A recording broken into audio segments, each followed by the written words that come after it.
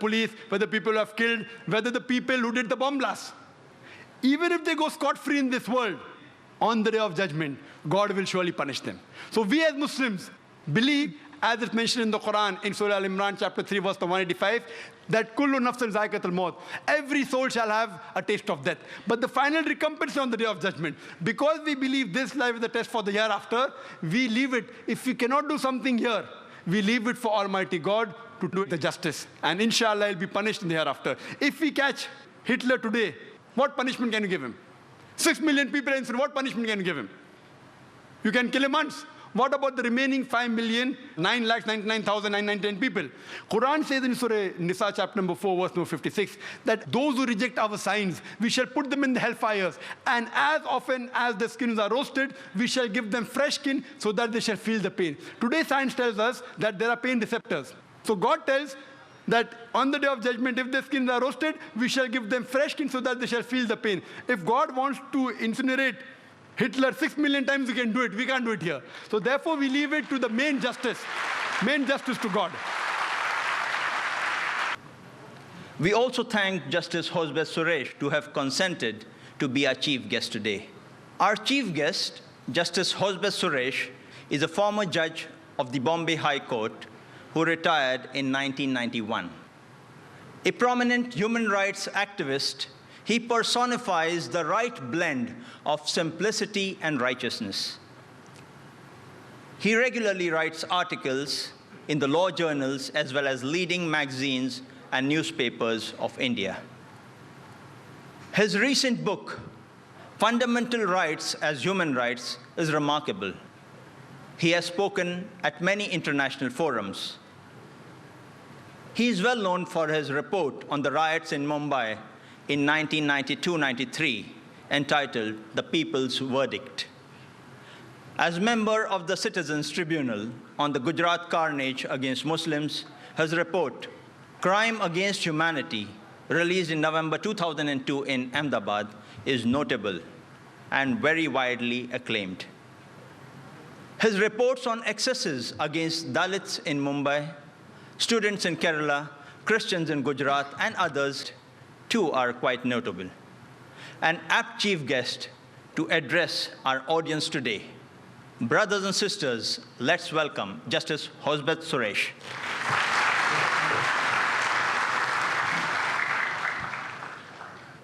Friends, I think I should begin with Lord Denning, a great judge from England, because he's no more.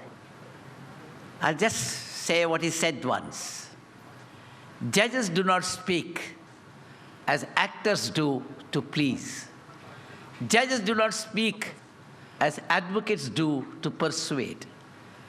Judges do not speak as historians do to relate the past. Judges speak to give judgments. I'm a retired judge, not a tired judge. I give no judgments, but I think I speak. And I believe in speaking. I speak against violation of human rights. I speak against wherever there is injustice, wherever there is violence. I speak against that. And I always expect the judges to come out and speak. If judges cannot speak against violation of human rights, injustice, who else can speak? It is the experience all over the world that every violence by the terrorists has only resulted in more violence by the state. It's a sort of vicious circle, and it can never bring about any lasting solution. In 1984, we had certain bomb blasts in Delhi and around Delhi. The Khalistanis, it was Khalistanis movement. Khalistani movement was very, very active at that time. The Khalistanis were terrorists at that time. So what we did, how to control the terrorists? We brought TADA law. TADA, the most draconian law. TADA has been misused, as you all know. And what all things happened under TADA law? Large number of innocent people were arrested, tortured, kept inside. I remember Justice Ajit Singh Bains, a retired judge of the Punjab High Court, elderly man. And what he did in a public meeting, he was talking of the oppression that was going on in Punjab, elsewhere. And he said in a public meeting, someday we will be free from this. Now, the Tada law had the provision for disruptive activities. Nobody could have said anything about disruption of this country. Nobody could have spoken about cessation of any part of the country. Nobody could have said Kashmir should get independence or some other part should be free. Nobody could have spoken about it. And if you say anything of the kind, that would be an offense. So when Justice Ajit Singh Bains only said, one day we will be free from this, what he meant was free from oppression, free from injustice. What happened to him? He was arrested, handcuffed, a judge of the High Court handcuffed, paraded in the street and taken before the High Court. The High Court judges could not give bail. That was the law. Went to Supreme Court could not give bail. So he had to remain inside for nearly more than a year. What happened at the end of it? There was no case. This is the kind of thing, that was the law. Under Tada law, over 75,000 persons were arrested. They were all kept inside. No bail was given to them. And under the Tada law, the police could extract confessions, torture, variety of ways of torture, violence in torture, also things, and then extract confessions. And ultimately, what happened at the end of, when the Tada came to an end, sometime in 1995, you'll find, at the end of it, large number of houses, people suffered, all sorts of injustice. But at the end of it, 72,000 and odd persons were just released. No trial, no case, nothing of the kind. But they suffered injustice for months together, years together, inside the jail. And again, what is the conviction rate? Again, one conviction under Tada law was only 1.8%. So yet the Tada law had its effect. It made the police autocrats. The police could do whatever they liked, and none could do anything. The politicians could use Tada law for whatever they wanted, and they could arrest and keep any person behind a bar, and nothing could have been done. So in 1995, the law lapsed because there was widespread protest against this law. We all protested. Tada is a draconian law, and we don't want that kind of law. And it has not brought any terrorism down if you think of terrorism as such. So it came to an end from 1995. Then, of course, came 9/11, 2001. And what we did immediately, nothing happened in India. Whatever happened, happened in New York, World Trade Center. Yet Bush had announced, and immediately he said, there will be war against terrorists. And Bush had again said, those who are not with us are against us. And we wanted to show, oh, we are with America. We are with Bush. So what we did, we brought POTA. Again, what happened in POTA? It's a versatile law and hold-all law. You can arrest anyone under POTA. Again, the same thing happened, what happened under Tada law. And large number of people suffered. And they were arrested, terrorists or no terrorists, nobody knows what it was. This is the kind of law. Law was brought only to terrorize the people. See, this is relevant because today people do talk of POTA. They want a law like POTA after what happened on 7/11 in the trains in Bombay or what happened in Malayalam 2 days ago. They say without law, harsh law, we cannot control terrorism. And I can tell you, harsh law had never been able to control terrorism anywhere in this country or anywhere in the world. Again, when POTA was there, as I tell you, POTA was being debated in the parliament. And what happened was, when the ordinance was being debated, there was an attack in parliament on 13th of December 2001. Thereafter, when the POTA was passed, in Calcutta, there was US Information Center was bombed. Then came Akshardham Temple, sometime in 24th September 2002. Then came Raghunath Mandir, 24th November 2002. Then we had in Ghatkopar, Mumbai, Mulund, on 2nd of December. And then, of course, Gate of India, Zawari Bazaar, 25th of August 2003. So in spite of the law, whatever bomb blasts were continuing. And POTA had no effect on whatsoever. In the year 2002, according to a statement made by the Attorney General of India at that time, 4,038 terrorist-related violent incidents took place in Jammu and Kashmir. In spite of the army and other security personnel and the law, the number of terrorists killed on the spot in the year 2002 was 1,707, of which 508 were said to be foreigners. In Kashmir, the total number of people killed during the last about 17 years amounts to about 80,000. Thousands have simply disappeared. And this has happened in Punjab.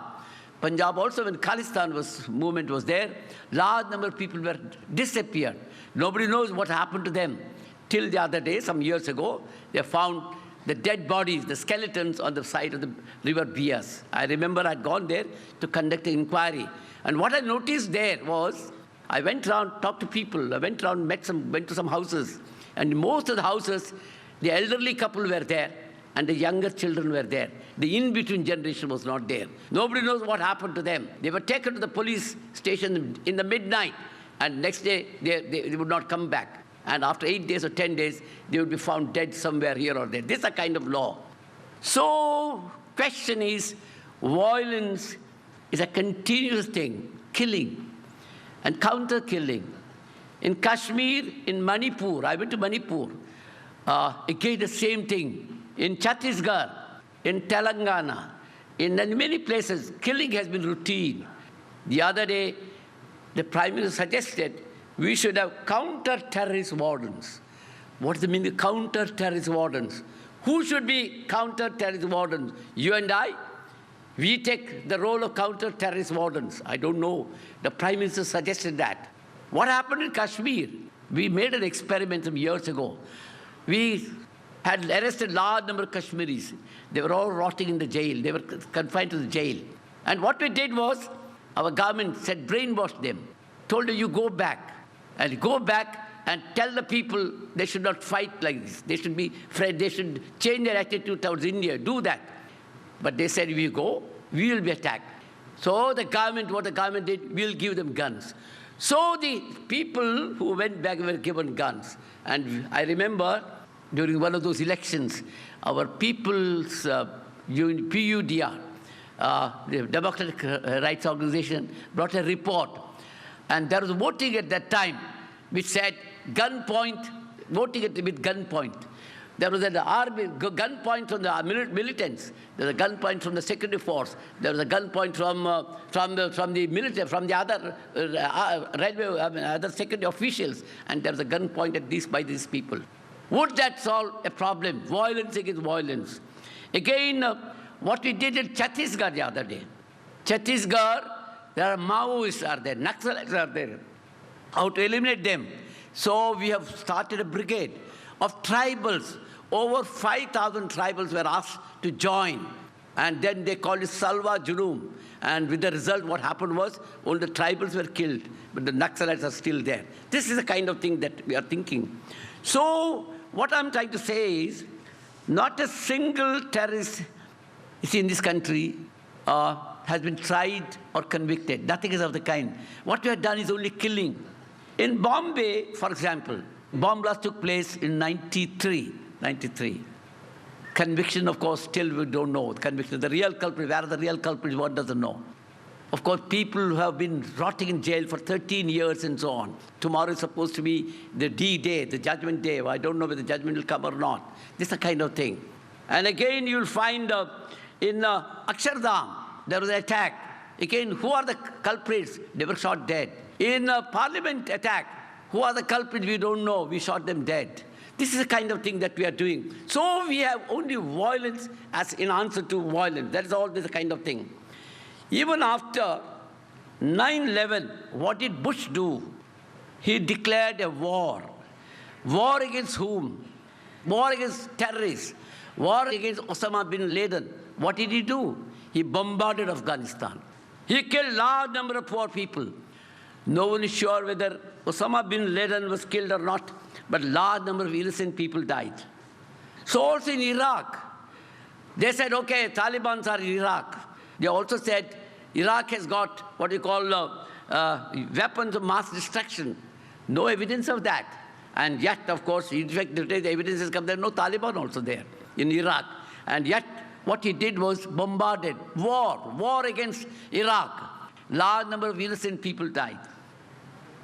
The number lost to terrorist atrocities in New York, on the World Trade Center coming down, is less than a tenth of the toll in Iraq, that kind of killing. If there is anyone who can be called a terrorist, I said this in an earlier occasion, and I repeat again, if there is anyone who can be called a terrorist, it should be George W. Bush.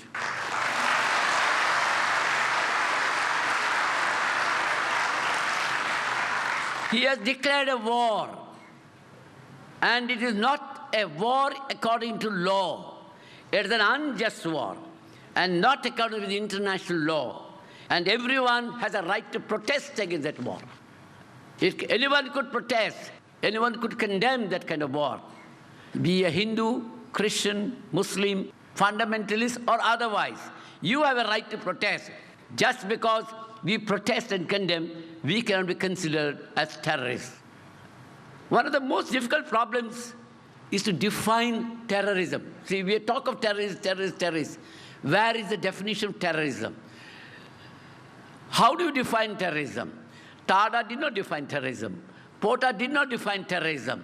Only terrorist acts were defined. And those acts could be even under the Indian Penal Code. They're not different. Murder, killing, dacoity, using guns, all are under the ordinary law. But at the discretion of the police, they can use it as an act of terrorism under Tada law.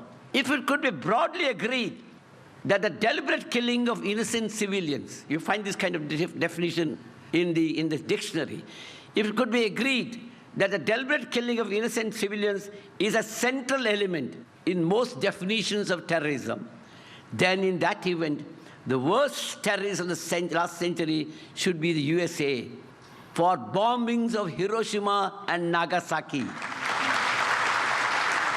where suffering of large number of innocent people has never been healed even after 6 decades. Just killed lakhs of people in these two places. So also, the worst violators of the 21st century as it began are the USA and Great Britain. There's not much difference between George W. Bush and Lashkar-e-Taiba. Both believe in killing. Killing helps them. Killing keeps alive the tension in this region. That is what they want. That is their business. So the USA has a business of encouraging killing everywhere. It gives them a market. It gives them a market for supply of arms. So also Lashkar-e-Taiba believe in killing. It gives them a market. So while both seek to wield power, one of course with the superior power of USA, and the other of course trying to build up his own other category of power. So it has become the global war. In this way, as against terrorism becomes a permanent feature of these persons. In other words, the permanent feature of American policy is a global war. It will never come to an end. As long as the fear of terrorism is there, they're happy. As a result of this, what is happening in the rest of the world is that freedom and liberty gets curtailed. We are now gradually sliding into what is called a security society. Today, as you must have seen as we walked in, what happened to all of us? Everyone had to have a checkup. Because security, internal security. So we are going into a security society. Security is more important, not liberty. Your security. And then you must have read in the paper what is called Advanced Passenger Information System. You get into a plane in London. Within 15 minutes, your full history is sent to Bombay or whichever the destination. When you land there, the police are there. Police know your full history. You've gone to Dubai half a dozen times. Okay, that is enough. They could do anything they like. For example, what happened in Amsterdam, as you all know, they saw some people behaving in the plane, people behaving in a very suspicious way. Their appearance, their dress, their speaking language, looking like Arabs, looking at watch frequently, bearded Muslims, and burqa-clad women. Okay, all these are suspicious character, this kind of thing. So security becomes more important. And this is a kind of policing that goes on. And as a result of that, we have all sorts of things going on in this country, everywhere, because under security society, the police can do anything they like. Other day, you must have read that Antap Hill, somebody was found in a building which was supposed to have been neglected. Nobody was there. What happened was, the police suddenly found he was a Pakistani, they said. One doesn't know. They went and shot him, killed him. Nobody, no proof, nothing of the kind.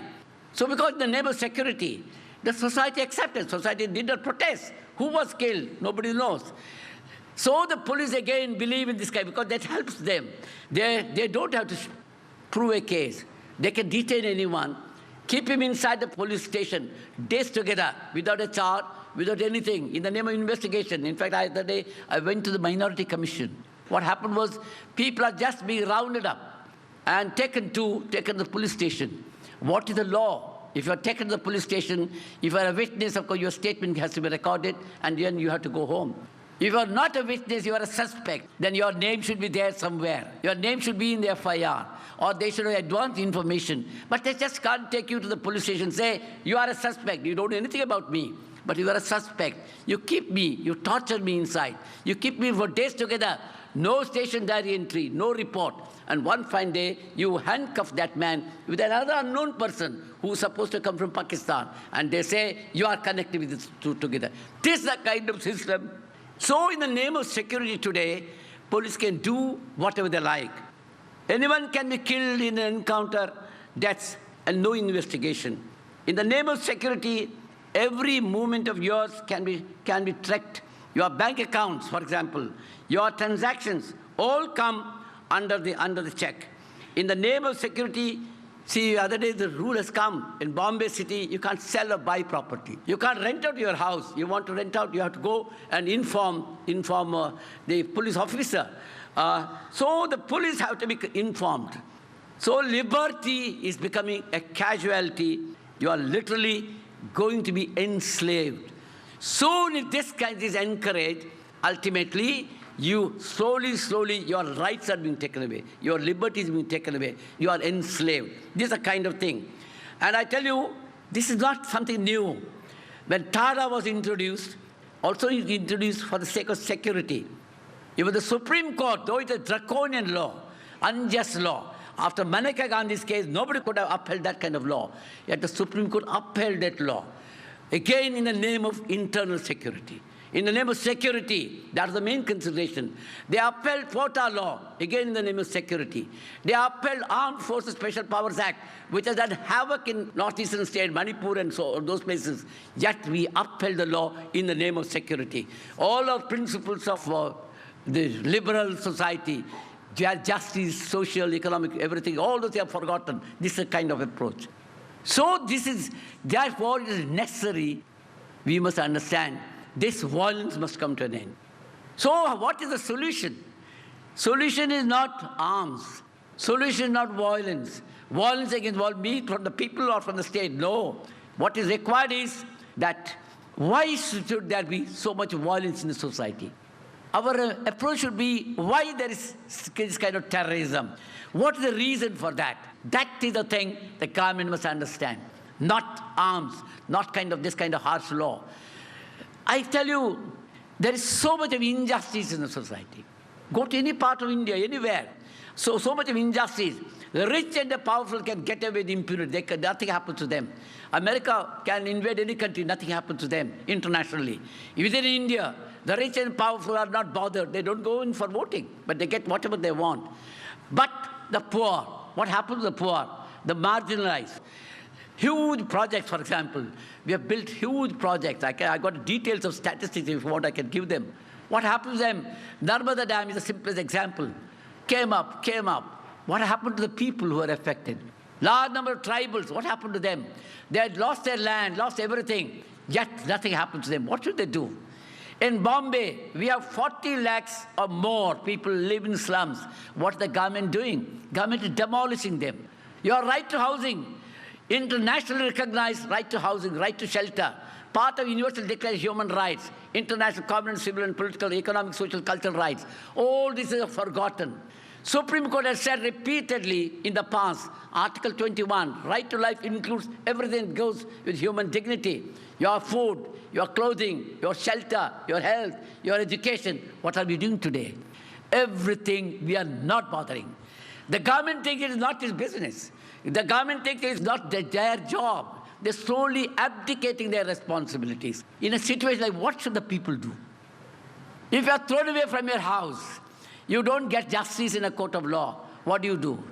In Vidarbha, large number of people committing suicide. Repeated approaches, repeated appeals. Government is indifferent. Government is doing nothing. What should the people do? These are the questions. How do you answer? I remember once Arundhati Roy said, in a situation like this, where people get no justice, nothing happens to them. At that time, what happened to them is they refused to take this into account. I remember I went to Gujarat after the riots. Large number of young children have seen their mothers and sisters being raped and burnt. Nobody guided them. Nobody gave them education. Nobody gave them any psychiatric treatment or anything. The trauma was there. What should they do? Who gave them justice? Could the system give justice or not? I do not justify taking arms, but a government has a responsibility. The government must take it into account, because if you don't care for the victims will try to take care of things by themselves. And that is the point. And so what Arundhati Roy said was, when victims refuse to be victims, they are called terrorists. So you are all victims of the unjust thing that is going on in this country, in this society. Government must take a major role, not by bringing harsh law, not by creating counter-terrorist wardens, not by blaming a particular community or anything, not by doles, but taking care of human rights. Your right to food, your right to shelter, your right to education, right to health, right to a livelihood. If these things are taken care of, automatically there will be a change in the society. I think that is the goal that I want to tell you. Thank you very much for giving me this chance. Thank you.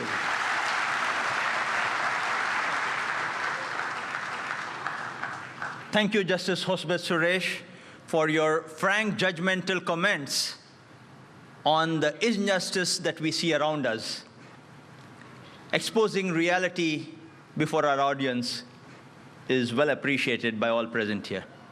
We thank you all for being present here. We would have loved to put forward all your questions. Dr. Zakir would have not minded. There were questions like Islam was spread at the point of the sword, jihad and terrorism, and many others. Inshallah, at a future date, we would get to hear more from Dr. Zakir. Jazakallah khairan. We thank Allah subhanahu wa ta'ala for making this program possible for all of us present here today. And we thank all our guests to have heard the program with so much interest and enthusiasm. Thank you very much.